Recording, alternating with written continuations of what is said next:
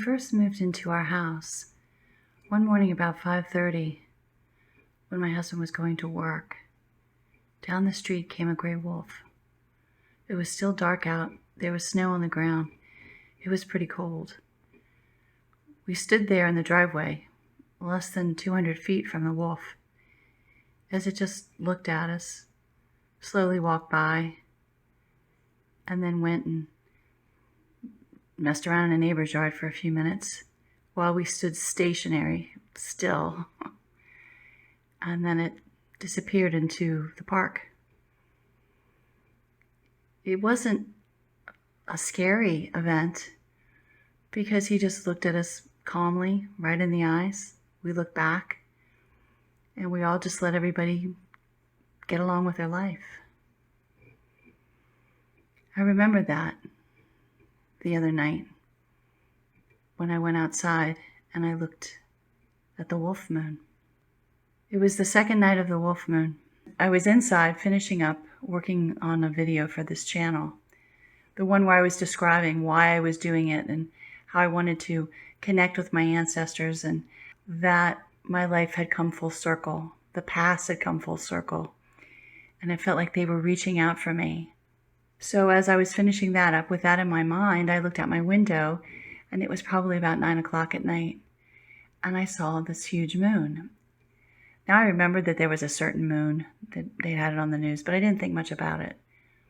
But I said, wouldn't that be great B-roll, Go out and get some shots of the moon. So I took my phone, and I went outside.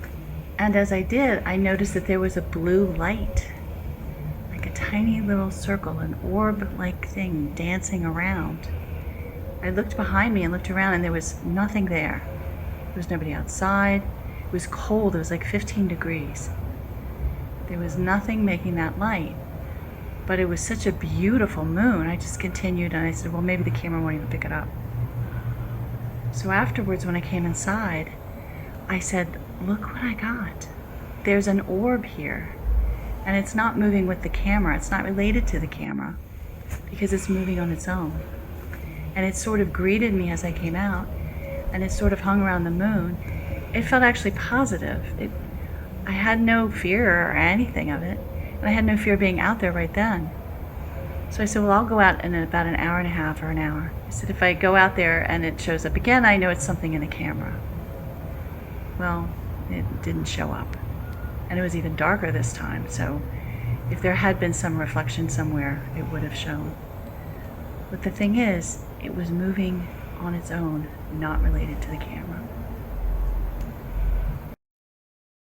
Now here is the second time I went out to see if I saw the orb again.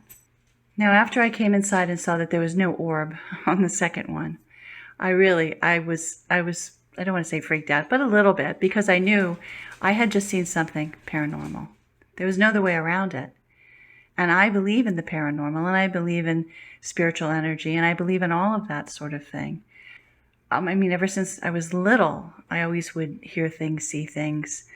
But nevertheless, I am open to this, but I was not expecting it. So I don't know who was talking to me. I don't know what it was.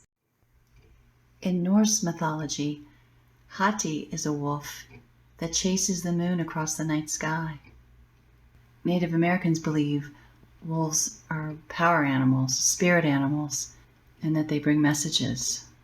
So I looked up orbs and what different colors would mean. I've seen the white ones on TV and stuff like that, but it said blue is spiritually associated with psychic energy and truth.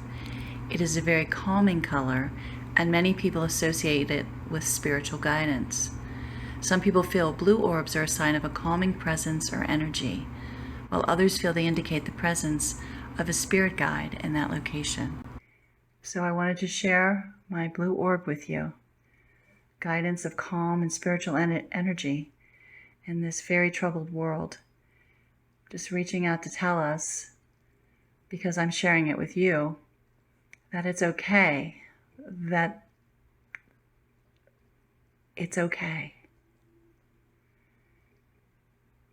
Just like the gray wolf who walked down the street, sort of with a nod of his head, I acknowledge who you are, that you're there, and it's okay.